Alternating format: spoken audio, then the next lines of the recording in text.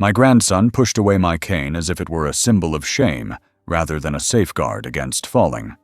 His words sounded like a verdict: stand up or fall. I stayed silent, because there was no point in arguing with youth that had yet to understand the fragility of bones or the weight of years. But 2 days later, his knees trembled before me, and he was begging for a place to sit. I didn't rush. Time delivered my answer for me. If this story resonated with your soul, click subscribe and let me know in the comments which city or country you're listening from. I'm truly curious to know where you're tuning in from. My name is Charles Whitaker. I was 74 years old, and I had lived in the same house in central Iowa for nearly 5 decades. It wasn't large or impressive. 2 bedrooms, creaky wooden floors, a drafty back door that never quite sealed right. But it was mine. I bought it with the modest salary I earned as a high school history teacher, back when men like me were expected to work quietly and endure everything without complaint. That's exactly what I did, year after year, until I retired and watched my days stretch out like long shadows across the backyard. The house was built in 1949. Solid bones, they said. Red bricks, wide front porch, a sloping roof I'd patched myself more times than I could count. Every nail in that place had felt the weight of my hands. Every creak in the hallway echoed with the memory of steps. Mine, my wife's, and later, when he was little, my grandson's. The air inside smelled faintly of old pine, worn books, and the subtle comfort of coffee grounds that seemed to linger long after the pot had been washed. I spent most mornings on the back porch. There was an oak tree in the yard, older than the house itself. Its roots ran deep beneath the garden beds, curling around the foundation like a silent protector. I used to sit and watch the wind move through its branches, the way the leaves shimmered under the early sun. That tree was my mirror. Bent with age, bark cracked and weathered, but still standing.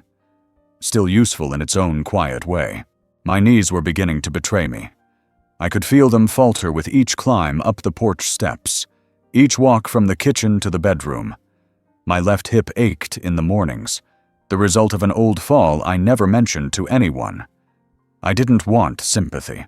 I wanted peace. I wanted dignity. That's why I kept my cane nearby, not as a crutch, but as an extension of my will.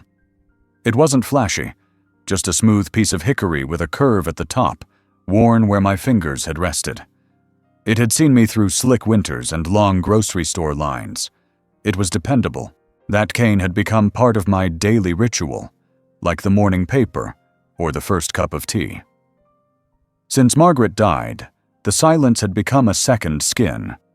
She passed 3 years ago, in the same bedroom we'd shared since 1975. I hadn't changed much since then. Her slippers still sat beneath the bed. Her scarf hung by the door. I wasn't clinging to the past. I just didn't see the point in erasing her from the present. The world did that enough already, stripping away our names, our memories, one forgetful gesture at a time.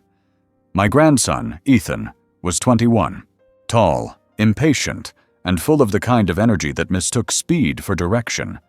He came around now and then, usually when he needed something, a little money, a quiet place to sleep off a bad decision, or just a reminder that someone in the world still remembered his middle name. I didn't mind his visits. I even welcomed them, though I rarely said so out loud. Watching him move around my kitchen, open the fridge, check his phone, it was like looking through a window into a world I didn't belong to anymore. He didn't understand what the house meant to me. To him, it was just old.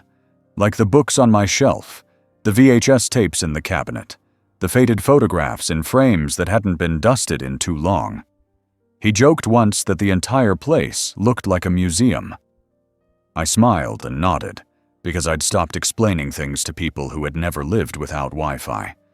He was a good kid, in theory, but theory has never held much weight in the face of real time, real pain, real choices. I noticed lately that he grew restless when I moved too slowly. If I reached for the cane, his eyes would roll, subtle, but there. If I paused to steady myself before sitting, his foot would tap. When I asked him to hand me the watering can for the porch plants, he tossed it toward me without looking up from his phone. Not out of cruelty, but indifference. I wasn't a person to him in those moments. I was an obstacle, an old tree in the way of his shortcut. But I was still rooted. My days began early and ended quietly. I tended the yard, though less efficiently than I used to. I kept up with the bills, the laundry, the maintenance. I liked order. I always had. Even when my hands trembled, I folded the napkins into squares and lined them in the drawer. There was a comfort in routine, a logic. And logic, I believed, was the last thing left to a man when the world stopped listening to him. I'd spent my life teaching history, showing kids that the past had weight, that it mattered, that every name carved into a forgotten desk or etched into a stone monument had meant something to someone. Now, my own name seemed to drift like dust in the late afternoon light, still present, but mostly ignored. On Sundays I read. The same chair, the same lamp, the same silence. I liked biographies, real people with real failures, not the flashy kind, but the slow unraveling of ordinary life, the way things turn quietly before they break. I often wondered if anyone would ever write mine. I doubted it, but if they did, I hoped they'd include the part about the tree in the backyard, and how I once believed that aging could be something noble. When the phone rang, I didn't rush. I couldn't anymore, and maybe I didn't want to. Calls were usually either wrong numbers or reminders about prescriptions. Sometimes it was Ethan, asking if he could crash for a night or use the truck. I said yes. I always said yes, not out of obligation, but because I remembered being young and needing somewhere to go. I never told him how it felt to be watched like a relic, how it chipped at me, piece by piece, until I became quieter than I intended. I never mentioned that sometimes I rehearsed standing up in the privacy of my room, just to see if I could do it without wobbling. These things belonged to me, like the knots in the tree outside, invisible unless you knew where to look. That cane had held me up more times than I could count, not just physically, but emotionally. When Margaret died, I walked the entire cemetery with it, refusing the golf cart they offered. When I got the news that my pension would be reduced, I gripped the cane like it might hold back the tides. It never spoke, never asked anything of me, but it had more patience than most people I knew. So when Ethan looked at that cane with thinly veiled contempt, it stung in a place deeper than pride. It felt like someone tossing your family Bible into a box labeled "Donate," like someone wiping away your name from the mailbox because the ink was fading. But I said nothing. I had grown used to holding my thoughts the way I held that cane, firmly, but without shaking. The house, the tree, the silence, they all bore witness. And so did I. I always believed a house could hold memory the way skin holds scars, not dramatic or loud, but persistent, layered, and quietly telling. Every scratch on the woodwork, every smudge on the hallway wall, every uneven patch in the ceiling paint told a story. I didn't need photographs to remember. The house remembered for me. I began my mornings the same way, not because I had to, but because repetition brought comfort. I woke up before the sun had fully crested over the tops of the neighborhood trees. The light that seeped through the lace curtains in the bedroom had a softness to it, muted, forgiving. My bones ached a little less in those moments, before the full weight of the day settled into my joints. I swung my legs over the edge of the bed, sat for a moment to steady my balance, and then reached instinctively for the cane leaning against the nightstand. It was always there, just where I left it, as though it too had its own rituals. The floorboards creaked beneath my steps, greeting me like old friends. I moved slowly through the hallway, trailing my hand along the wall as I passed the marks we'd once made to measure Ethan's height. The pencil lines were faint now, nearly faded into the paint, but I remembered each one, I remembered the day we made the last mark, how he had stood straighter than usual, hoping to appear taller. I hadn't painted over those lines. I never would. The hallway opened into the kitchen, and the hum of the refrigerator was the only sound besides the rhythmic tap of my cane. The counter still bore the knife marks from decades of chopping, and the linoleum was worn through in front of the sink where I used to stand doing dishes next to Margaret. The wallpaper had started to curl at the edges, especially near the window where the morning light hit strongest. I had meant to replace it for years, but each time I thought about it, I stopped. There was something honest about its wear, like it had aged with me and deserved to stay. I filled the kettle and placed it on the stove, letting the click of the burner break the silence. The gas flame came alive with a familiar whoosh, and I stood there, hand resting on the handle of the cane, waiting. The kettle took its time. I liked that. It didn't rush, didn't beep, didn't flash instructions at me. It simply boiled when it was ready. I found comfort in things that didn't demand. Once the tea was steeping, I carried it carefully to the small table near the window. That table had once been filled with books and magazines, sometimes Ethan's schoolwork when he was young. Now it was just me, a mug, and the newspaper. I didn't always read it thoroughly anymore. The headlines exhausted me. But the act of opening it, folding it just right, smoothing out the pages with both hands, that still felt like something worth doing. The living room was a time capsule. The same brown recliner, the same coffee table with a chipped corner, the same bookshelf Margaret had filled with everything from Steinbeck to cookbooks. There was a thin layer of dust now, not from neglect, but from a lack of use. Guests no longer visited often. Most of the people we'd once hosted were either gone or too far away, and the younger ones, like Ethan, didn't linger long in rooms that smelled of time. I dusted when I could, rearranged the cushions to keep the fabric from creasing too deeply, and opened the windows on warmer days to let the air circulate. Still, the house had a stillness that clung to it. Not unpleasant, just complete, like it had exhaled and was now resting. In the corner near the front door stood a coat rack, tall and wooden, with curved hooks. Margaret's raincoat still hung there. I hadn't moved it. Her scarf, too. The soft gray one she wore during chilly autumn evenings when we used to sit on the porch. I sometimes found myself brushing my fingers across its folds, not out of grief, but habit, as if by doing so I was pressing play on some old recording only I could hear. The walls bore the residue of decades, faint outlines where portraits used to hang, discoloration from old smoke when I still used to light the occasional pipe, nail holes filled, but still visible if you knew where to look. I never considered repainting. That would be like rewriting something already true. These walls had heard everything: laughter, arguments, silence, music, the slow breathing of illness, the whispers of love after midnight. They had heard Ethan's first words, and Margaret's last. The hallway leading to the bedrooms had a mirror at the end.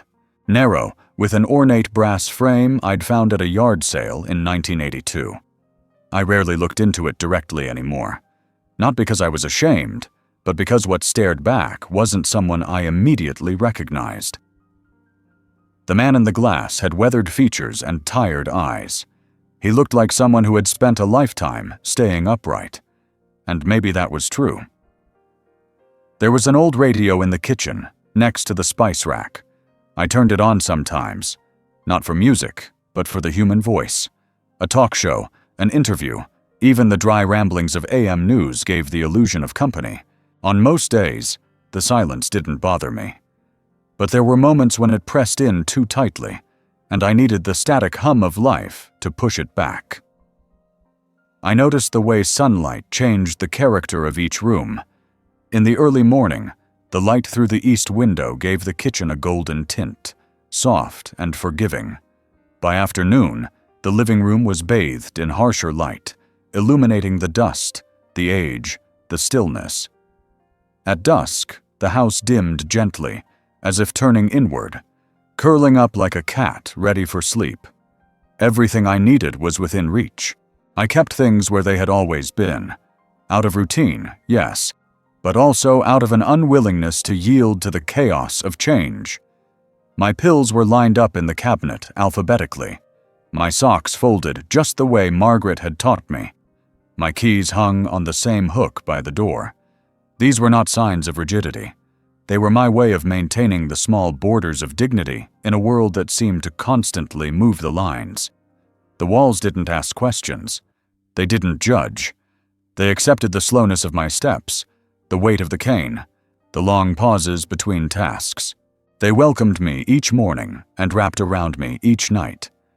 They were mine, and I belonged to them. Sometimes I would sit in the armchair and let my eyes wander. I would trace the grooves in the floorboards with my gaze, follow the lines of the ceiling where the plaster had cracked. I would listen to the house breathe, the groan of wood shifting, the distant hum of the furnace, the subtle rustle of wind against the siding. I didn't need conversation. The house spoke in a language I understood. There was a photograph on the mantel.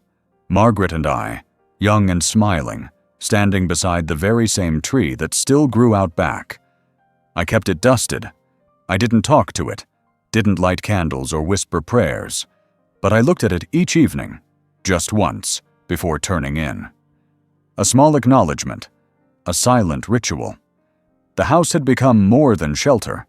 It was the last place where I was still fully myself, not reduced to grandpa, not dismissed as an old man with a cane. Within these walls, I was Charles. I was teacher, husband, father, steward of memory. My hands had built shelves, cooked meals, tucked in children. My voice had filled the rooms with lectures, lullabies, and quiet humming while folding laundry. Outside, the world was fast, impatient, indifferent. Inside, everything still moved at the pace of breath, and breath, I had learned, was enough. I had always believed that youth moved with a kind of arrogance, too fast to see where it was going, too loud to hear what had already been said. Ethan embodied that belief in full. He burst into the house like a gust of wind that had no idea where it came from or what it might knock over. His energy unsettled the stillness I had built, and yet, some part of me welcomed it.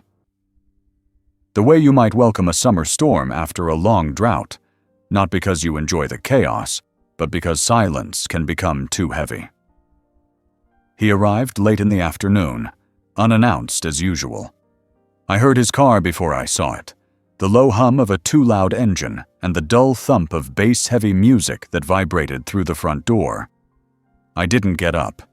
I sat in my armchair and waited, listening to the rattle of his keys, the shuffle of his sneakers on the porch, the impatient twist of the doorknob. He never knocked. He simply entered, as if the house still belonged to some version of his childhood. He dropped his bag in the hallway like it was something he couldn't wait to be rid of. His footsteps echoed through the house, too fast, too heavy, like he didn't realize the walls were thinner now, the floorboards older. He smelled like gasoline and sweat, and something chemical I couldn't place. His voice filled the room before he did, loud and casual, tossed out like a stone into still water. I turned my head slightly to acknowledge him, but he was already moving past me, already opening the fridge, already complaining about how there was never anything to eat. I watched him from the corner of my eye as he stood there, tall and restless, scanning the shelves like he expected something to appear if he stared long enough. He closed the door with a thud and reached for a bag of chips from the pantry, crunching loudly as he leaned against the counter, one foot tapping in rhythmless urgency. He talked without pause, about his job, or lack of one, about a girl whose name he didn't bother to repeat, about how things were messed up and unfair, and how nobody got it anymore. His words spilled out like water from a cracked faucet, constant, aimless, noisy. I listened, not because I had anything to say, but because I knew he needed a witness more than an answer. He glanced at the cane leaning beside my chair and let out a breath that wasn't quite a laugh. I noticed the way his eyes lingered on it, the faint curl of his lip, the unspoken commentary wrapped in silence. He didn't say anything, but he didn't have to. The gesture was enough. He saw it as a weakness, an inconvenience, a marker of everything he didn't want to become. I didn't explain the cane to him. I never had. I didn't tell him about the fall in the garage, the weeks of therapy, the slow rebuilding of balance. I didn't tell him about the mornings I woke up afraid to put weight on my legs, or the nights I held the edge of the sink just to stay upright. He wouldn't have understood, not because he lacked empathy, but because he hadn't yet lived through a day that turned on him without warning. Youth, I'd found, is a kind of blindness. It sees only forward, never down, never back. It assumes the ground will always be there. It believes that health is a permanent state, that time is elastic, that consequences are suggestions. Ethan was no different. He moved like the world owed him something. He spoke like silence was a vacuum that had to be filled. He stood in my kitchen and paced like standing still might kill him. I remembered when he was small, how he used to curl up beside me on the couch, resting his head on my shoulder, his body warm and still. He used to ask questions then, real ones, about the stars, about animals, about why the moon followed the car at night. Now his questions were rhetorical, angry, designed to push away rather than pull close. The softness had been replaced by sharp edges. He walked through the house like he was scouting enemy territory. Every object was a relic. The television was too small, the couch too old, the carpet too worn. He opened drawers and cabinets like he was looking for proof of how little I had changed. He didn't say it, but I could hear the thought in his movements. Why don't you modernize? Why don't you upgrade? Because I didn't want to. Because I had found a rhythm in this house, a peace that came from knowing where everything was, from the silence between ticking clocks, from the weight of years layered gently across surfaces. I didn't need screens or gadgets or noise. I needed memory. I needed space. I needed the quiet to think. He didn't understand that, and I didn't try to make him. Later that evening, he sprawled across the couch, legs hanging over the side, phone glowing in his hand. His thumbs moved rapidly, typing something with the intensity of someone solving a crisis that existed only on a screen. He didn't speak. He didn't look up. The light from the phone cast strange shadows on his face, making him look older and younger at the same time. I sat nearby, sipping my tea, listening to the soft click of his nails on glass. There was a kind of loneliness in him that he didn't yet recognize, a hollowness shaped like questions he hadn't asked. I saw it in the way he scrolled endlessly, in the way his eyes darted, in the way he laughed suddenly, and then grew silent again. He didn't know what he was looking for.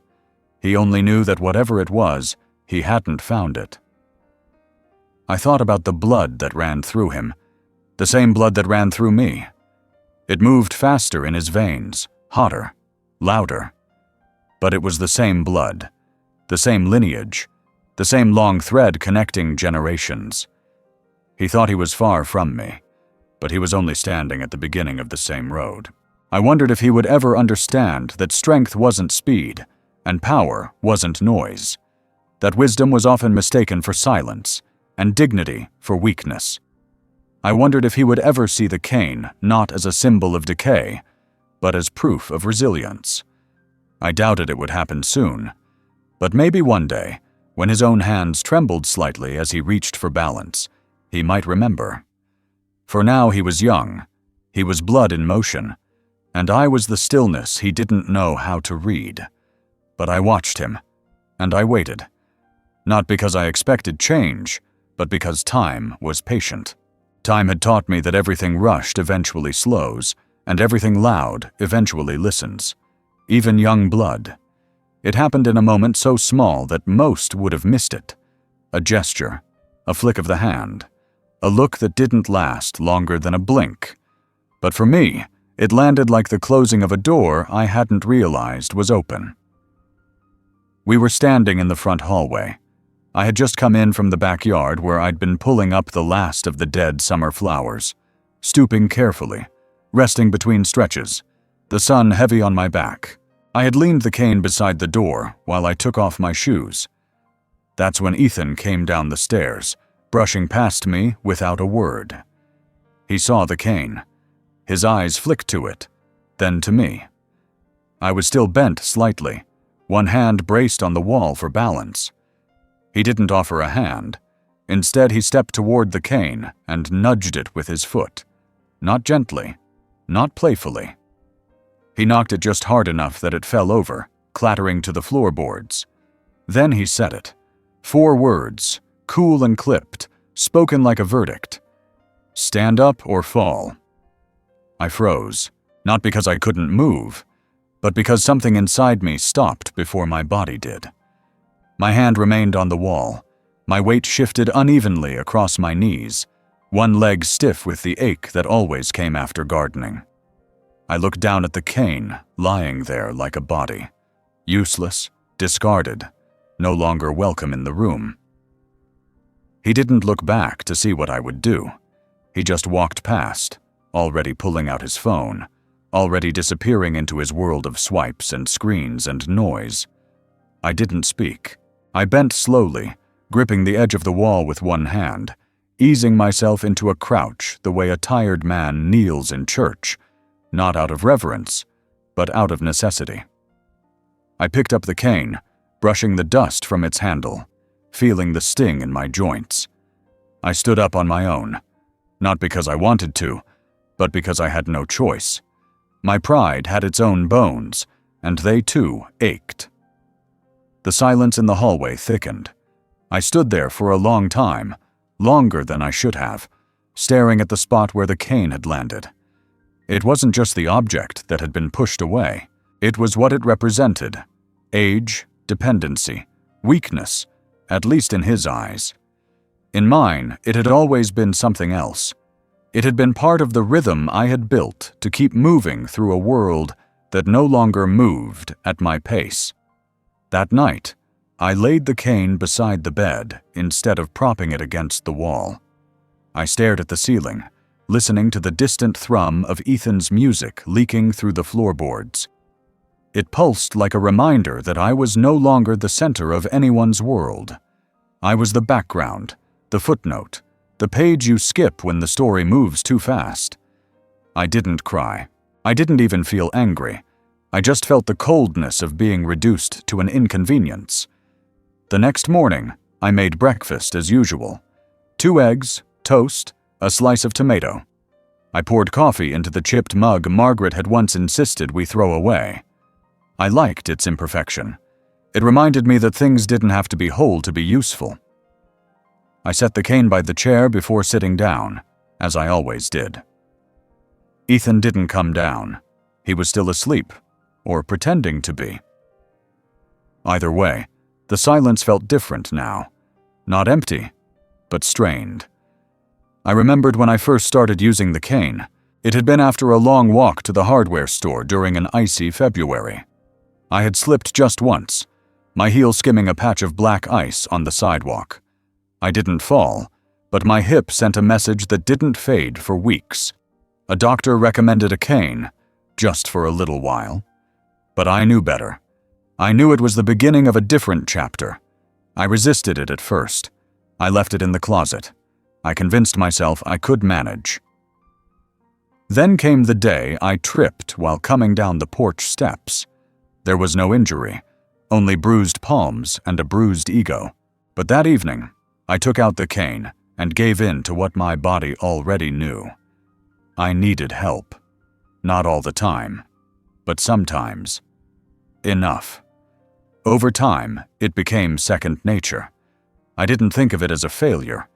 I thought of it as a tool, the same way I thought of reading glasses or grabber sticks for the high cabinets. The world wasn't built for older bodies. I adapted.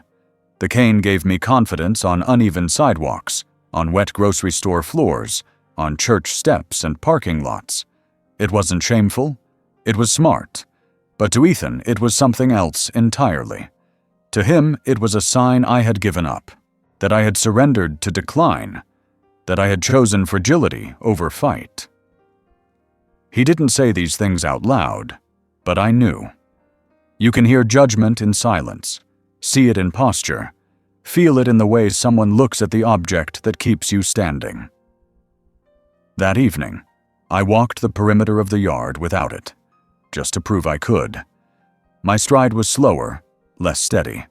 I felt every shift in the soil beneath my shoes, but I made it around, one circle then another. The sun was setting by the time I came back inside. My knees throbbed, my back tensed. I sat in the kitchen and drank water slowly, tasting the copper edge of fatigue. Later, I watched Ethan come down the stairs. He didn't notice the way I leaned into the counter as I stood. He didn't ask about my day, and I didn't offer it. He opened the fridge, made a sandwich, and returned upstairs. Not a word passed between us, just footsteps and a door closing. I stared at the place where the cane now rested beneath the table, hidden from sight. Not because I was ashamed of it, but because I wanted to see who I became without it. For the rest of that week, I tested myself. I walked without it inside the house. I timed my movements. I practiced rising from the chair without gripping the armrest. I steadied myself against walls, counted the seconds it took my knees to hold. It was not a return to strength. It was an exercise in balance, in control. I was reclaiming the measure of what remained, not pretending I had regained what was lost. Still, something had shifted, not just in my body, but in the quiet between us. The act of pushing the cane away had done more than challenge my bones. It had cracked the floor beneath our relationship. There was no apology, no acknowledgement, no repair. Only time, ticking forward like a metronome we could no longer agree on. I kept the cane nearby, but not visible. I used it when he wasn't around. I gripped it tightly on trips to the grocery store, to the post office, to the pharmacy. It remained my companion, even as I pretended I had outgrown it. I hadn't. I never would. But pride has its own rituals. One night, as I was locking the front door, I saw it leaning in the corner like a sentry waiting to be called. I stared at it for a long while. Then I picked it up, not because I needed it that moment, but because it deserved better than being hidden. I laid it gently across the table, parallel to the paper. I ran my fingers along the grain of the wood, the familiar ridges where my hand had worn it smooth. That cane had caught me every time life tried to tip me over. It was not a weakness. It was proof that I had stood up, again and again, even after being pushed. The silence in the house didn't arrive all at once. It seeped in slowly, like cold air through an old window pane, barely noticeable at first, until one day it filled every room. It was not the silence of peace, nor the kind that offered clarity. It was the kind that pressed itself against your skin, settled in your chest, and made your own footsteps sound too loud. I noticed it most at night, after the hum of the day had quieted. The dishwasher no longer ran. The furnace clicked off. The creak of the porch swing stopped. Ethan would retreat to the spare room upstairs, headphones on, lost in a digital world, and I would sit in the armchair in the living room, hands folded over my stomach, listening. Not to anything in particular, but to the nothingness itself. The clock ticked steadily, marking each second as if they were meaningful. The refrigerator buzzed once every so often, then sighed like an old animal settling down. But beyond that, there was just space. After Margaret passed, I had filled the silence with tasks. I painted the porch railing. I organized the basement. I rearranged the books on the shelves alphabetically, then by author, then by year. I swept the driveway even when it was already clean. I tried to drown the emptiness with motion, to outpace the ache that lingered in the corners. But motion is temporary. Eventually, the broom rests. The hammer is set down. The dust settles. and the silence returns. I didn't mind being alone. In fact, I had grown to prefer it in many ways. There was no one to answer to, no need to explain why I read the same page 3 times, or why I watched the same documentary about national parks over and over again. I moved at my own speed, thought at my own depth, listened to my own breath. But solitude and silence were not the same. Solitude gave me space. Silence reminded me that space was empty. Sometimes I would walk through the house at night, just to prove to myself that it was still mine.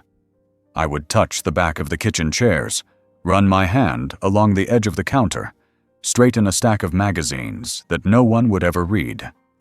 I would stand in the doorway of the room where Ethan slept, listening for signs of life. A faint laugh through his headphones, the click of a keyboard, the occasional mutter to himself.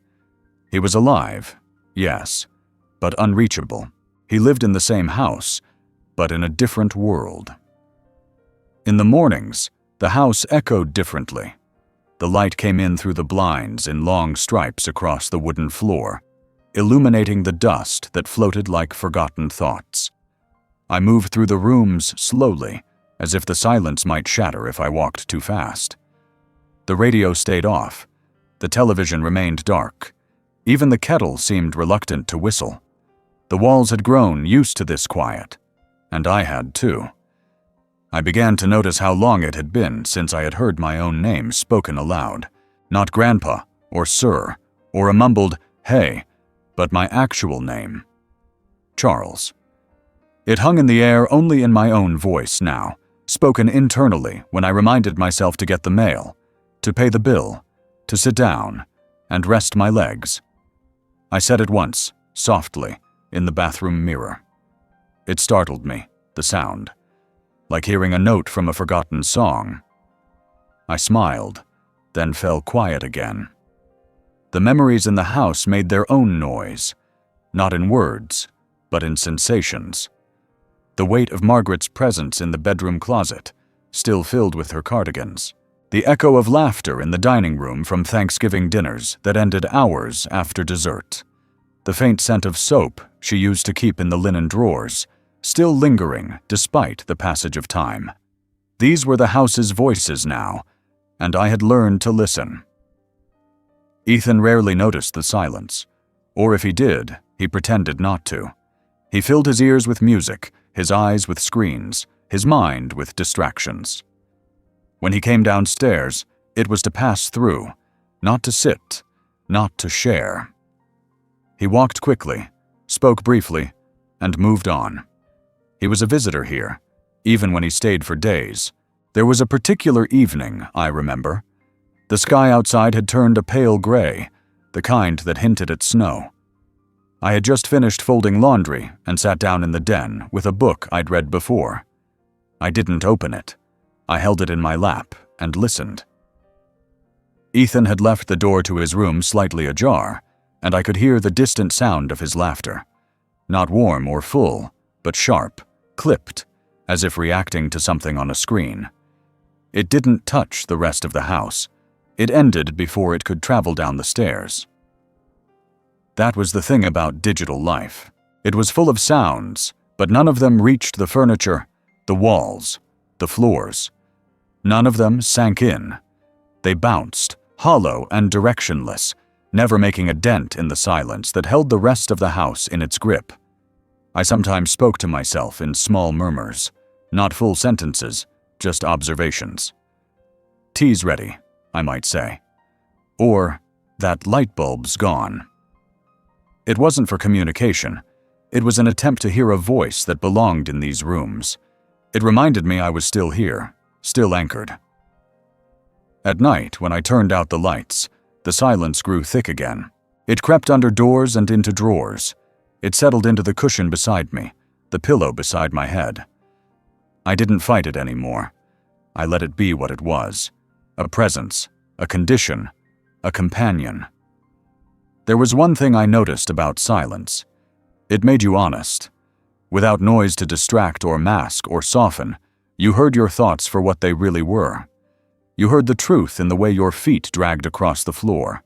in the way your hand reached for the banister, in the way your heart paused before sitting down, unsure if the chair was where you left it. The silence told me things I had ignored, about age, about fear, about the way grief never really left. It just stopped knocking. I wondered if Ethan would ever feel this kind of silence. I doubted it. Not yet. His world was still too full of motion, too crowded with the sound of things demanding attention. But one day, maybe, when his body slowed and the visitors stopped calling and the echoes of memory got louder than the present moment, he might understand. He might hear what I had been hearing all along. Until then, I moved through the quiet like a man walking through snow, each step careful, deliberate, and alone. The house didn't mind. It had seen more winters than I had, and it knew how to hold a silence that lasted. I often stared at my hands without realizing I was doing it. They'd rest in my lap, one folded over the other, or hang loosely at my sides when I stood at the sink or stove. There was something about them that drew my attention, not with alarm, but with a kind of quiet recognition. They didn't look the way they used to. The skin had grown thin, almost translucent in places, and the veins traced long, raised roads beneath the surface. My knuckles were larger now, swollen from time and use. Age had carved itself into them like an old map, each wrinkle marking a year, each scar a place I'd been. I remembered what they used to be capable of. These hands once tied Ethan's shoes on the front porch before his first day of school. They had buttoned his shirts, wiped jelly from his chin, brushed dirt from his knees. They built bookcases and fixed leaks. They cracked walnuts in December and held Margaret's fingers gently when she had trouble sleeping. I'd held diplomas with them, and once, a rifle. I'd held steering wheels and snow shovels, paycheck envelopes and birthday cards. I used to take their strength for granted. Back then, they could lift furniture, flip soil, carry grocery bags in both arms without dropping anything. They didn't tremble when reaching for a glass. They didn't fumble with keys or medicine bottles. They were tools of certainty, direct, capable, strong. Now they moved more slowly. I had to think before doing things that once came without thought. Turning the knob on a stubborn jar lid, threading a needle, even folding sheets required more concentration than I liked to admit. Sometimes, when my hands were tired, I would hold them under warm water for a while, letting the heat soften the stiffness. It helped, but not always. There was no shame in it, not really. Just a lingering sorrow that time couldn't be undone, that the same hands that once carried a toddler with ease now needed support to steady themselves on the edge of a countertop. I didn't speak of it to anyone. What would be the point? People younger than me saw old hands and thought only of what was lost, not of what those hands had survived. The calluses had faded over the years, but not completely. On my right palm, there was still a patch from where I'd gripped rakes and hammers.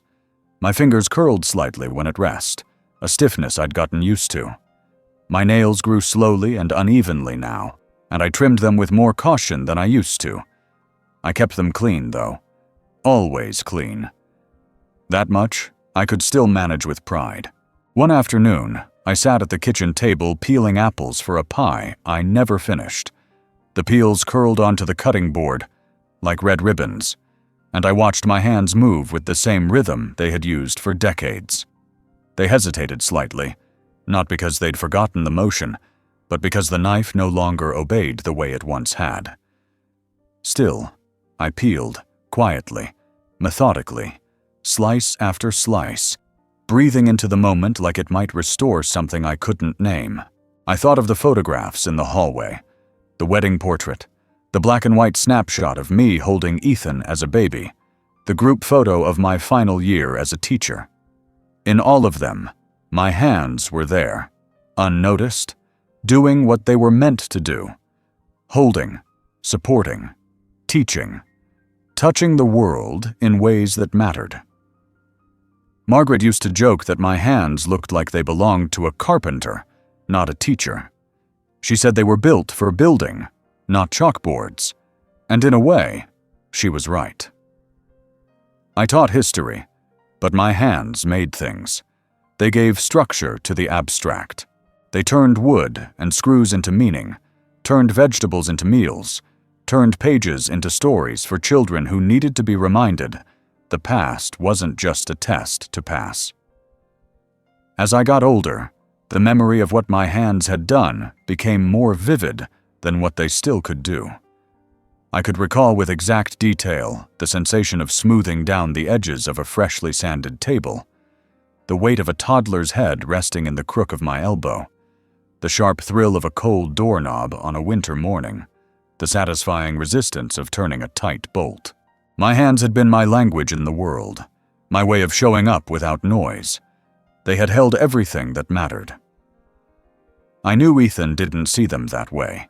He saw hands that dropped spoons, that struggled with buttons, that hesitated before standing. He didn't mean to be cruel. He simply hadn't lived long enough to understand what strength looks like after it's been tested 1,000 times. Youth recognizes only the flex, the lift, the quick. It doesn't see the power in endurance, in precision, in the restraint not to tremble when everything inside wants to. I sat one evening in the armchair, the light from the window falling across the backs of my hands. I turned them over slowly, palms up, palms down, studying them like an old photo I hadn't seen in years. I thought about how these hands had written letters and checks and essays, how they had lifted Margaret when she could no longer walk on her own, how they had caught Ethan when he fell off his bike, covered in dirt and panic, how they had held my own face once, after the doctor used the word degenerative. I didn't pity them. I honored them. I laid one hand over the other and closed my eyes, breathing in the weight of the years they carried. I didn't need them to be strong anymore. I only needed them to stay with me, to keep holding, to keep steadying, to keep remembering. Because they remembered. Far better than my voice or my memory ever could. They remembered everything I had ever done to keep this house standing, to keep this family upright, to keep myself from falling too fast through the cracks of time. And when the silence returned, when Ethan had gone to bed, when the house was still, when even the clocks seemed to hesitate between ticks, it was my hands that anchored me. Not as proof of what had been lost, but of what had survived. Not as symbols of age, but as testimonies of a life lived fully, one grip at a time. There was no sound when the shift happened, no raised voice, no slammed door, no thunderclap of realization. But something changed, subtle, silent, and permanent. It was the kind of change you don't see until you've walked far past the point of no return, and look back to realize the ground you stood on had vanished. I didn't know it that evening, as I sat at the kitchen table watching the sky go dark beyond the window, but I had crossed a line that would never uncross, and Ethan had too. It began with a moment, a passing one, so small it would have gone unnoticed to anyone else. I had just finished rinsing out my cup, letting the warm water run over my hands longer than needed, as I often did. The faucet was slow to close. I had to turn the handle just right to stop the drip. Ethan passed through the kitchen, grabbed something from the counter, a set of keys, maybe, or a bottle of soda, and moved toward the door. I turned slightly, perhaps to say something, perhaps not. But he didn't look at me. He was already halfway out, his body aimed toward the world beyond the walls. I watched him go without a word, not because I had nothing to say, but because I felt, acutely, that anything I said wouldn't land, wouldn't matter. The distance between us wasn't measured in square footage. It was an invisible line, drawn somewhere between the look he gave the cane and the silence he gave me now. That line ran through the living room, where he never sat, through the hallway, where his footsteps quickened, through the dinner table, where he took his plate and ate, standing near the sink, through my gestures, through his expressions, through the moments when he looked at me but didn't see me. That line separated the man I had been from the man he now believed me to be. And once I saw it, I couldn't unsee it. I sat back down at the table and placed my palms flat on the wood. The grain was warm from the sunlight that had touched it earlier, but the surface felt distant, like a memory of something I once knew intimately but could no longer access.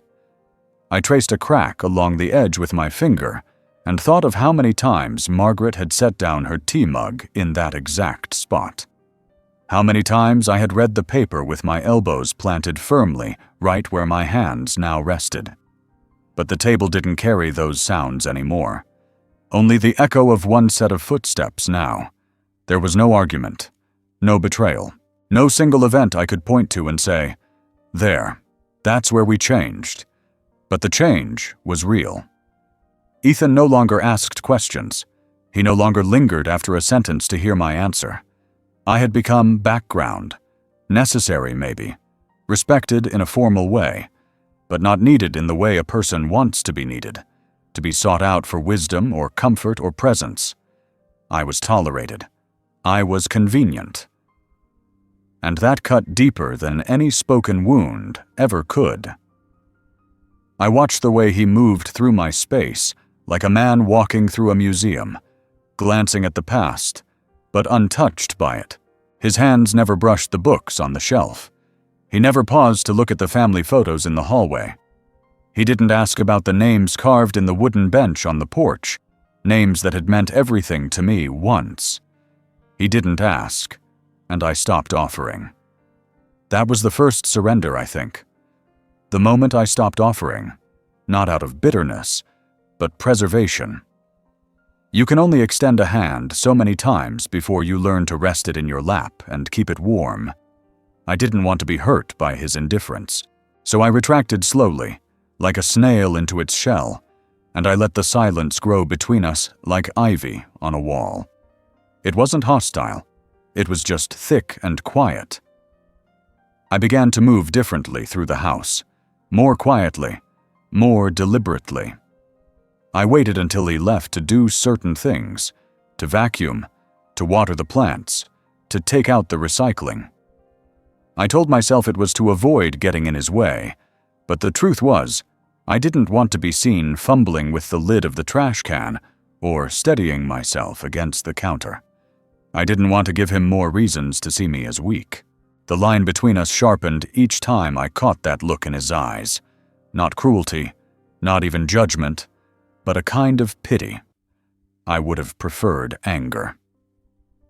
I started sleeping in later, rising only after I heard his footsteps leave the upstairs. I delayed my breakfast, sat outside longer in the mornings, let the tea steep too long. I filled my day with small acts that no one noticed, polishing the brass doorknob, tightening the hinges on the old kitchen cabinet, cleaning behind the radiator. Each task a way of insisting, silently, that I still mattered. One afternoon, I found myself in the attic. I hadn't been up there in years. I climbed the stairs slowly, holding the railing with both hands, my knees resisting every step. The air was dry and smelled of old boxes, cardboard, cedar, and dust. I didn't know what I was looking for, but I opened the trunk that held old papers, photo albums, tools I no longer used. I sat on the floor, knees bent awkwardly, back sore from the climb, and opened a box of Margaret's old letters. Her handwriting was neat, deliberate, thoughtful. I ran my fingers over the ink, imagining the weight of her hand, the way her pen must have moved across the paper. I read one letter twice, then a third time, not because I'd forgotten the words, but because the voice in them felt like something I needed to hear. She had written about Ethan when he was 5, about the way he clung to my pant leg when strangers came to the house, about how he called me his big strong tree. That line again, the one that once connected us. Once I had been the anchor. Now I was the shore he drifted from. Back downstairs, I placed the letter on the mantel and stood there for a long while. I didn't cry, but something hollow expanded in my chest, like the echo of a bell that had stopped ringing. I knew then that Ethan wouldn't cross the line back toward me. Not soon. Maybe not ever. And it wasn't his fault. It was the world's pace, the tide of life that pulls the young away from the old with such quiet inevitability that you don't even notice until you're standing alone in a room where once there were voices. Still, I set an extra place at the table that evening. Not for him, not really, but for the idea of him, the memory of the boy who once asked me to show him how to tie a knot, to tell him a story, to lift him onto my shoulders so he could touch the sky. I set the plate gently, unfolded the napkin, placed the fork, just so. It stayed empty. I crossed the line again, just once, to look into his room before I went to bed. He was there, lit by the glow of his screen, his face bathed in flickering blue. He didn't see me. I didn't say his name. I closed the door gently, not to shut him out, but to remind myself of the boundary, not marked by walls, not marked by time, just an invisible line drawn by life itself. And I had stepped over it for the last time. The second day arrived without ceremony. No announcements, no storm rolling in, no sudden shift in the wind. Just morning light filtered through half-closed blinds and the faint scent of rain from the night before still clinging to the grass. I woke up the same way I had the day before, slowly, cautiously, measuring the stiffness in my joints before swinging my legs over the side of the bed. I sat there a while, letting my breath catch up to my bones before I stood. It was quiet downstairs, the kind of quiet that told me Ethan had already left or hadn't come home. The house had a way of revealing his absence. The air felt undisturbed. The cushion on the couch was still dented the way I left it, and the remote control hadn't moved. His shoes weren't by the door.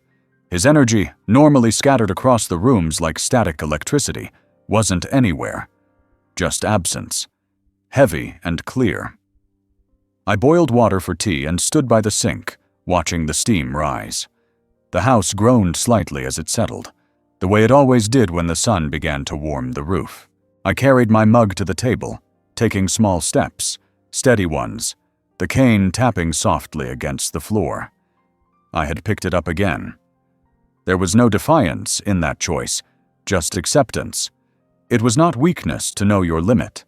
It was wisdom, and I was long past needing to explain that to anyone.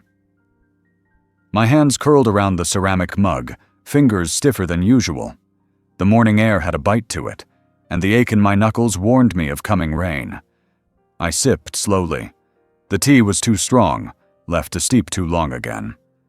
I didn't mind. Bitter things had become easier to take. The second day always came harder than the first. The first is fueled by reaction, by adrenaline, by instinct, by disbelief. The second is where the realization settles, where the weight begins to sink into the muscles, where the echo of what happened loops over and over again in the back of the mind, like a scratched record. I sat there in that silence, knowing something had cracked open, and that it could not be patched with pleasantries or habits. I looked at the corner of the room where the cane usually rested. Yesterday, it had been knocked to the ground. Today, it stood where I had returned it, upright, steady, silent, a witness to whatever this chapter of life had become. Around mid-morning, I stepped outside. The porch boards moaned beneath my feet, the same groan they had made for years, the kind of sound that feels almost like a greeting. I stood at the top step and looked out across the yard. The oak tree was shedding faster now, its leaves forming a slow drift across the lawn. I had raked them the day before, but the wind had undone my work. Nature's quiet indifference. I bent to retrieve the rake from where it leaned against the siding. My back complained. My shoulder ached. I ignored both. The rhythm of the rake pulling through the leaves was a comfort. It required no thought, just movement. And in movement, I could let my mind rest. I lost track of time out there, as I often did. The clouds thickened, the sky dimmed, and my shadow faded until there was none. I gathered the leaves into a pile and stood back, chest heaving slightly. Not from effort, but from age. There was a difference. I turned toward the house and saw Ethan's car in the driveway. I hadn't heard it pull in. He sat behind the wheel, head bowed slightly, one hand gripping the steering wheel long after the engine had stopped. He didn't move, didn't open the door, just sat there, still, as if waiting for a cue from something larger than himself. I didn't wave. I didn't call out. I simply stood there, rake in hand, watching. Eventually, he stepped out. His shoulders were hunched, his walk slower than usual. He wasn't wearing his usual expression of half-formed detachment. Something had shifted. It was in the way he avoided my eyes, in the way he moved toward the house, not around me. He passed close by, and for a moment I thought he might speak. His lips parted slightly, but no sound came.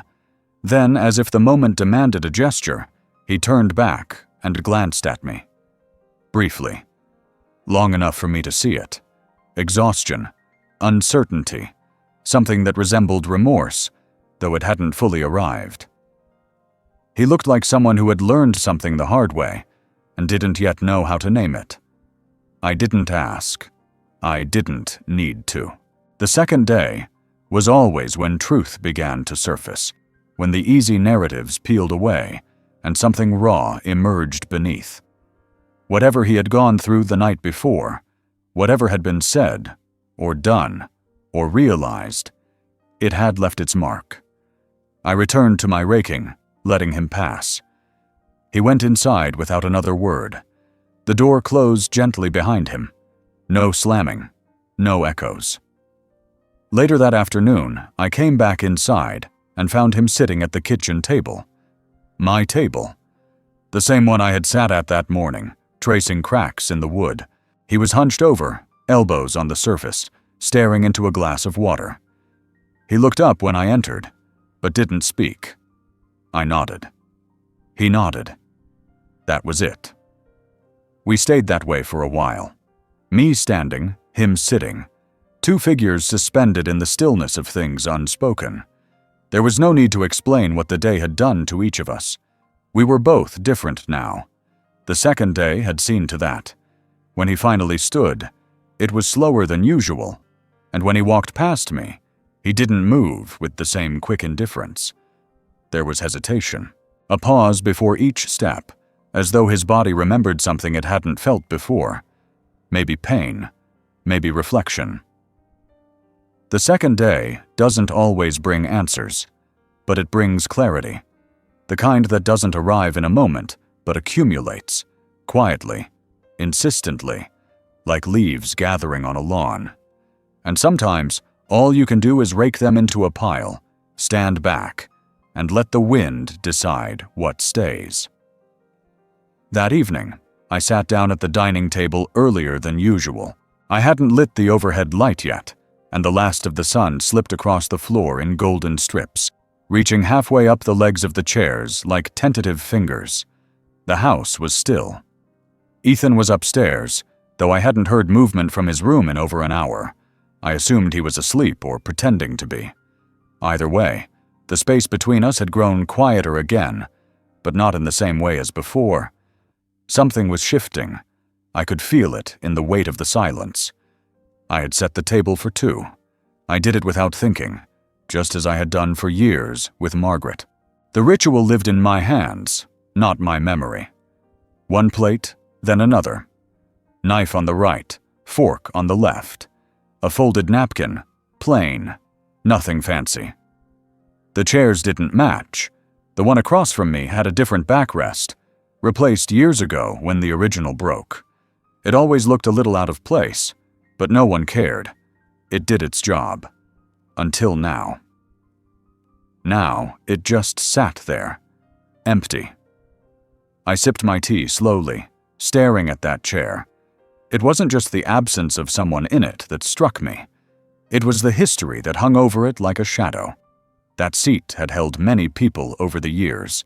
Ethan, when he was little, swinging his legs, slurping soup with more noise than grace. Margaret, folding her hands in prayer before every meal. Friends, neighbors, students once invited for holiday dinners.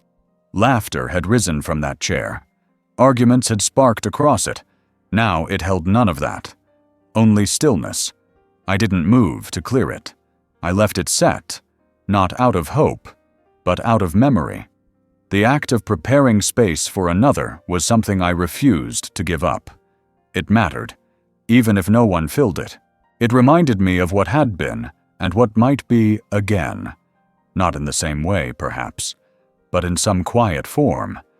The air in the dining room carried the faint scent of lemon oil from the furniture polish I had used that afternoon. The wood gleamed faintly in the dimming light. I reached out and ran my hand along the table's edge.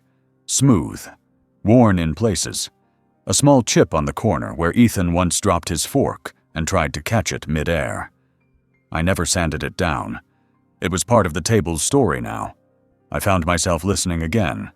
Not for footsteps this time, but for something else. For the sound of the upstairs floorboard that creaked when someone shifted their weight. For the subtle rhythm of movement. But there was nothing. Just the steady hum of the refrigerator in the kitchen and the occasional sigh of the furnace. The chair across from me seemed to grow larger in the silence. It drew attention not by its presence, but by its emptiness. There's a peculiar weight to something unoccupied, like a question that waits too long for an answer. I found myself remembering all the times I had sat across from someone. Margaret's eyes, tired but kind. Ethan's younger face, defiant and curious. And now I sat alone, watching the light recede. I didn't resent the quiet. I had made peace with it long ago, but I did feel its shape differently now. It was no longer just silence. It was space withheld.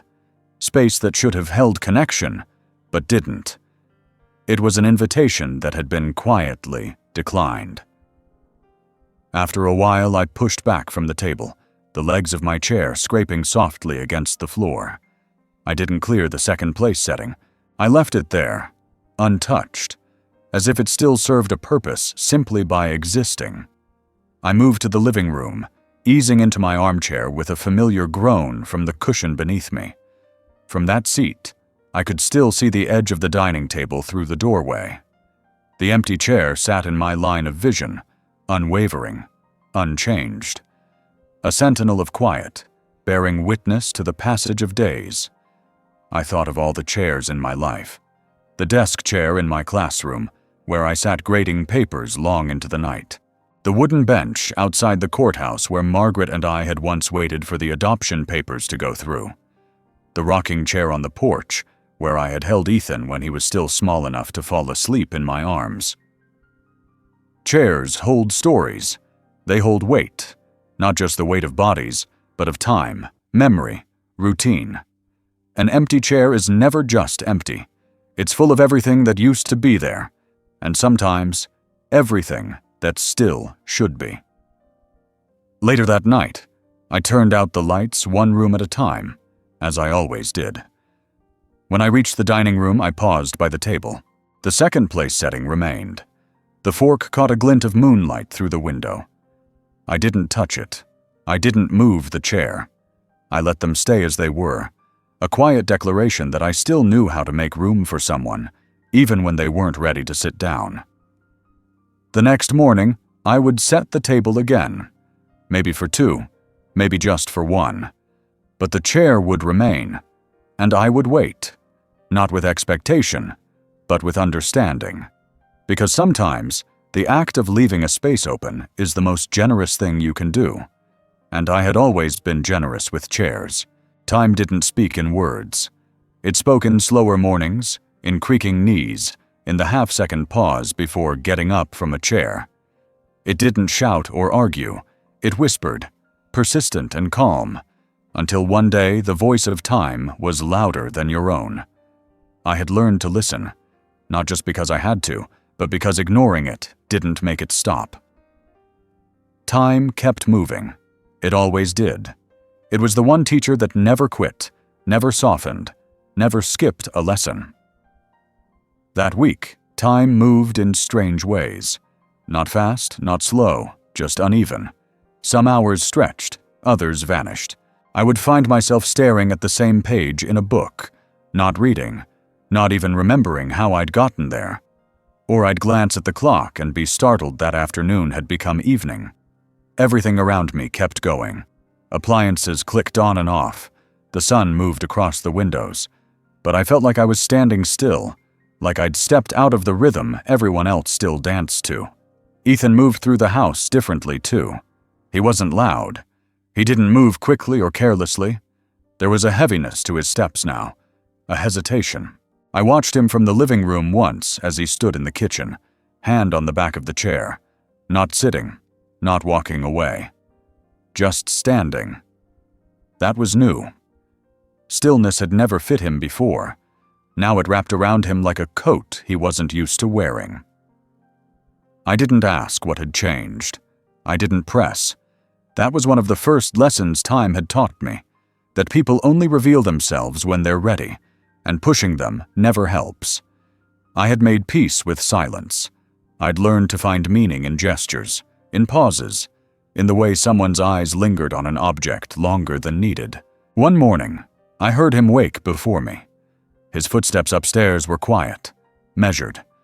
I stayed in bed a little longer than usual, letting the warmth of the blanket hold me. When I finally rose and made my way to the kitchen, the table had one plate already set, one mug, and the kettle was still warm. He wasn't there, but he had been. That was enough. I sat down slowly, the cane resting against the edge of the table, and poured myself a cup. The tea was too strong again, just the way I liked it. He hadn't known that. I was sure of it. It was a mistake, but it made me smile, because it meant he had at least tried. That small act felt louder than all the noise he'd made before. Later that day, I stepped outside to tend to the last of the garden beds. The earth was beginning to harden for the season. I wore gloves now, not to protect my hands, but to cover the way my fingers curled slightly when cold. The hose had been rolled up. The tools leaned neatly against the shed. I hadn't asked him to do any of that, but someone had, and I hadn't done it. As I knelt down to check the soil, my knee gave a familiar protest. I braced myself, moved slower. That wasn't new. What was new was hearing footsteps behind me and realizing they had stopped a few feet away. I didn't turn around. I kept working, letting the silence between us settle. He didn't speak, but he didn't leave either. Time was doing its work, not just on my body, but on him too. That night, I lay in bed thinking about the long arc of my life, about how many times I had ignored the lessons I was too young to understand, about the people I had once dismissed, believing I had all the answers, only to realize years later how much they had carried in silence. I thought of my father, how I used to grow impatient with his pace, how I had thought his routines were outdated, how I had mistaken his quiet for irrelevance. I thought of the day I found his tools arranged in perfect order after he passed, and how I stood there, ashamed of how little I had understood him. I was beginning to see that pattern repeating itself now. The young running ahead, the old slowing down, the middle ground often left unexplored. But age had given me something I hadn't expected, perspective without bitterness. I didn't resent Ethan for what he hadn't seen yet. I had been him once. Time had softened that anger in me. It had worn it down like river water smoothing a stone. What remained wasn't resentment, but clarity. I didn't need him to apologize. I didn't need him to transform overnight. I only needed him to learn at his own pace, and he was learning. The signs were there, a dish washed, a door held open. The cane no longer treated like a symbol of failure, but like something to be acknowledged, maybe even respected. These were small shifts, but time taught me to notice the small things, because they were always the beginning of something larger. One afternoon, I found him in the garage, organizing a box of old screws and nails. He didn't know I was watching. His hands moved with unfamiliar care, not in a rush, not tossing things aside. He picked up a wooden handle from a broken shovel and examined it for a long time. Then he set it aside gently. That wasn't the behavior of someone who dismissed what came before him. That was the beginning of reverence. The lesson of time isn't taught in a single day. It's whispered over years, layered in the ordinary, tucked into routines.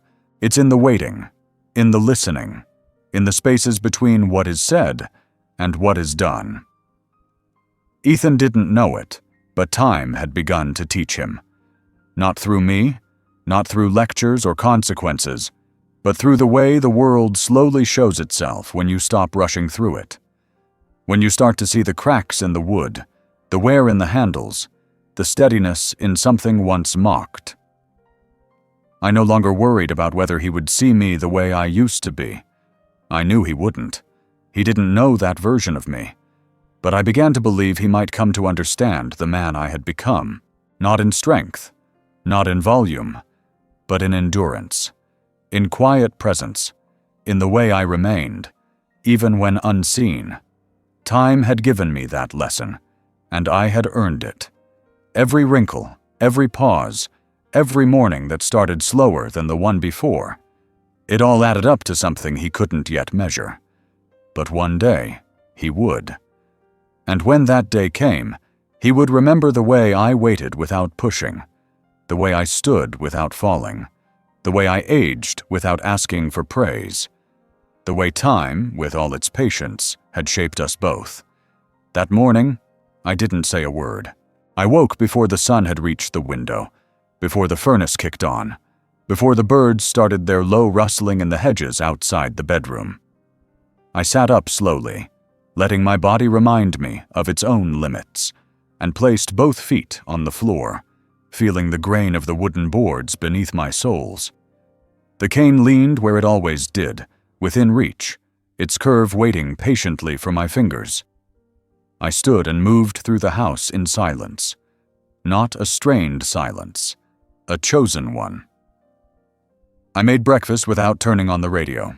The kettle took longer to boil than usual. Or maybe I was simply noticing it more. I moved slower these days, not out of reluctance, but because everything deserved time. Even toast. Even the clink of a spoon against the side of a ceramic mug. Ethan came downstairs while I was spreading jam across a piece of bread. He moved differently now. Not louder or softer, but with a kind of deliberateness I hadn't seen in him before. He stood for a moment near the hallway entrance, and I felt him looking at me, waiting for something. A greeting, a question, an opening. I kept my eyes on the toast, finished the task, and sat down at the table. He joined me a few minutes later without a word, and we sat like that, side by side in the hush of morning, two shapes defined more by what they didn't say than what they could. The chair across from me, the one I always left set, remained untouched. I had stopped setting the second plate, not out of bitterness, but clarity. Some messages were clearer when left unspoken. There had been a time when I would have filled that silence with commentary, small talk, something about the weather, the trees, the birds that came back too early in the year. But I had grown out of that need, or rather, time had peeled it away from me. The older I became, the more I understood that silence was not emptiness. It was space. Space where truth could live without being pushed into the open. Ethan cleared his plate and ran the water in the sink. He didn't scrub, just rinsed, letting the motion do the talking. I watched his shoulders as he stood there, the way they dropped slightly, as if carrying something unseen. When he turned, I met his eyes briefly. I didn't look away. Neither did he. It wasn't a confrontation. It wasn't even an exchange. It was a moment of still recognition, that I was still here, that he was still learning, that neither of us would say what we were really thinking, but that it didn't make it any less real. Later, I walked to the porch and sat down with my tea. The wind moved gently across the yard, stirring the dry leaves into slow circles. I pulled the blanket across my knees and leaned back into the chair, the wood creaking beneath me, familiar and forgiving. The cane rested beside me, upright, reliable, a silent companion. He came outside after a while. He stood near the edge of the steps, hands in his pockets, eyes scanning the horizon like there was something waiting out there to be found. He didn't speak. He didn't ask to join me. But he didn't walk away either. I didn't look at him. I didn't need to. I felt his presence in the way the air shifted, in the stillness between us. It struck me then that some of the most profound answers I'd received in my life had come without words. Margaret had once pressed her hand to mine in the hospital without speaking, and I understood everything I needed to know. My father had once nodded at me from across a room after I fixed the gate, and in that gesture, I felt more pride than any speech could have given. And now, my grandson stood near me, saying nothing, but letting the quiet carry what neither of us could frame with sentences. I remembered when Ethan was a boy, and would get frustrated when I didn't answer his questions right away. He thought silence meant I didn't hear him or didn't care. I tried to explain that sometimes you had to let the answer grow on its own, like roots in the dark. He never understood then, but maybe now, standing there in the space between his youth and my age, he was beginning to. In the afternoon, he left for a while. I didn't ask where he was going. I didn't remind him to drive carefully. I let him go like the wind lets go of the leaves, not because I didn't care, but because I did. Enough to trust the distance. When he returned, he placed something on the table without saying anything. It was a small wooden box. I recognized it immediately. One of my old toolboxes. He had cleaned it, sanded it, repaired the latch. Inside were my old measuring tape, a pencil, a folded rag, a pair of worn gloves. I hadn't used them in years. I hadn't even remembered where they were. I looked at him. He didn't smile. He didn't nod. He just turned and went upstairs. I sat down at the table and ran my fingers over the lid of the box. The wood was smooth. The repair was careful, thoughtful. There were no words attached, no note, no explanation. But it was an answer, a silent answer to everything that had been left unsaid, to the way he had once dismissed the cane, to the look in his eyes that once saw only weakness, to the days when his footsteps avoided mine. It was his way of saying, "I see you now." I left the box where it was, centered on the table like a declaration. I didn't rush to put it away. I wanted it to sit in the open. I wanted it to breathe, to hold its own kind of presence. That night, I stood by the window in the dark, watching the streetlights hum softly in the distance. I heard his footsteps come down the stairs, slow and even. He paused in the hallway, not far behind me. I didn't turn. He didn't speak. But he stayed there, long enough to let me know he didn't need to. And in that stillness, I heard more than any apology could say. It was the answer I had waited for, and it came exactly the way I'd learned to expect it, quietly, respectfully, and right on time. The sun rose slowly that morning, stretching its pale light across the living room floor in long, uneven stripes. I sat in the armchair by the window, where the light touched the tops of my shoes, but didn't reach my knees. The cane rested beside me, upright and still. In the quiet, I could hear the breath of the house, timid creaks in the floorboards, the low groan of settling beams, the hum of life continuing without spectacle. The air was thick with the feeling of something waiting, not tension, not dread. Just a hush before something important makes itself known. I hadn't always thought about legacy, not in the way young people use the word. I had never been concerned with my name on plaques or buildings, never imagined books written about me or benches dedicated in my honor. But the older I got, the more I realized that legacy wasn't something grand. It was something quiet, something slow, It was in the things left behind that no one noticed at first. The grooves in a handrail, the way a drawer opens smoothly after years of tending, the way a room holds its breath when someone new enters. Legacy was the warmth in a house when it should have gone cold.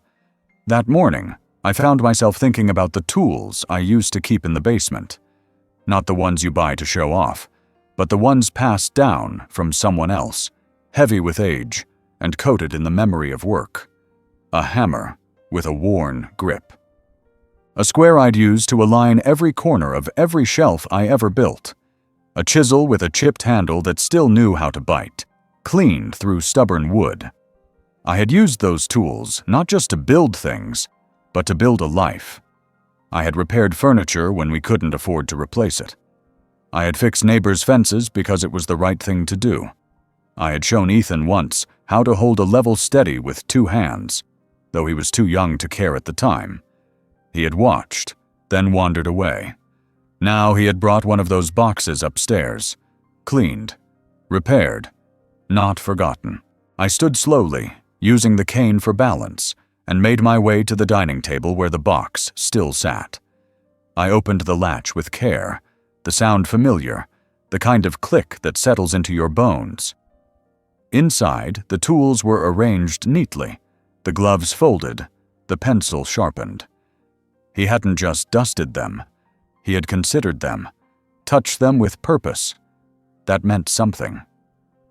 I lifted the hammer and let it rest in my hand. Its weight was the same, but my grip had changed. The strength I once had in my wrists was gone, replaced by caution and memory. I didn't need to swing it. Just holding it was enough. It reminded me that things could still be passed on, not in words, but in presence, in the care someone takes with what came before them. As I held that hammer, I thought of all the things I had tried to build in my life that weren't made of wood or metal. I had tried to build patience in a world that valued speed. I had tried to build calm in a house that had once been full of chaos. I had tried to build understanding in a boy who didn't yet know how to look back. Margaret had once told me that people don't inherit objects. They inherit how you treated them.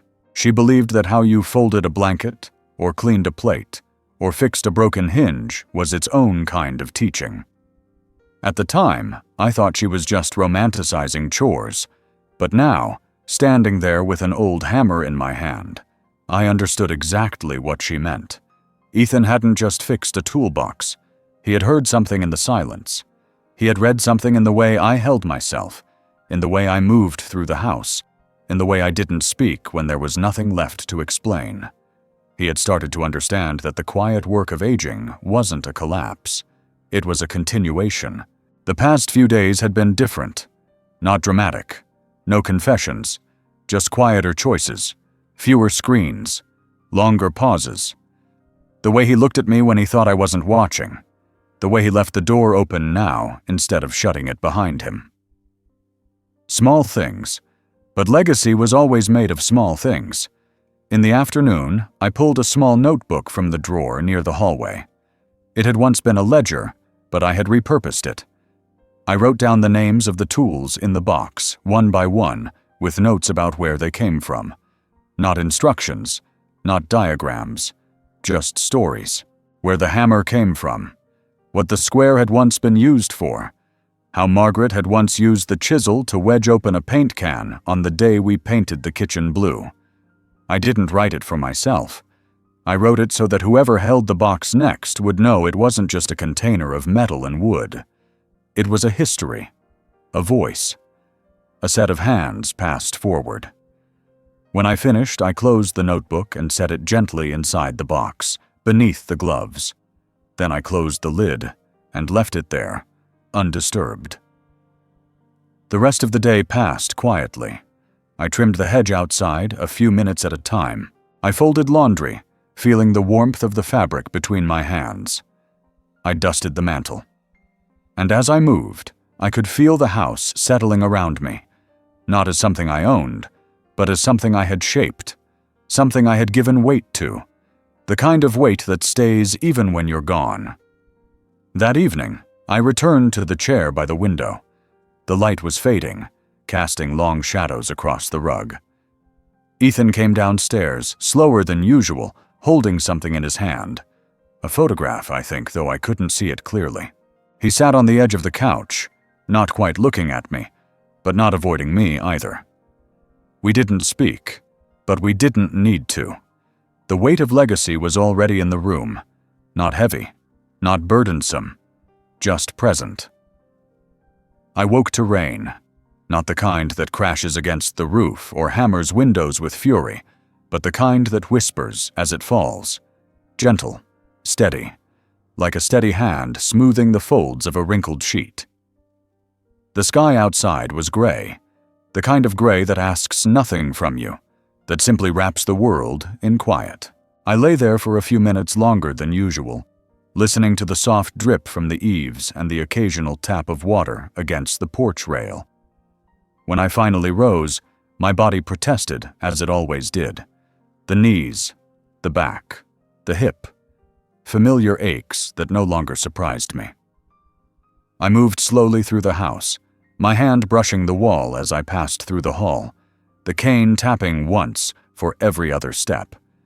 Each sound echoed slightly, not into emptiness, but into fullness, the kind that accumulates over a lifetime of presence, the kind that says, I am still here. In the kitchen, the kettle steamed quietly on the stove. I didn't rush it. I never did. I prepared my tea with the care of a man who knew time wasn't the enemy. It was the teacher, the companion, the witness. I took my seat at the table and looked out the window, where the raindrops streaked the glass in slow, meandering trails. The toolbox was still there, closed, unmoved. It hadn't been touched since I placed the notebook inside. I didn't need to check it. Its presence was enough. It reminded me that something had been seen, something had been understood, not in dramatic fashion, not with fanfare or applause, but in the quiet way that mattered most. Across the room, the chair remained empty, but this time, it didn't feel like a void. It felt like space, deliberate, earned, waiting in a way that wasn't desperate. I had stopped setting 2 plates days ago, but this morning, I pulled out a second mug, not out of habit, but out of trust. It stayed untouched, and that was all right.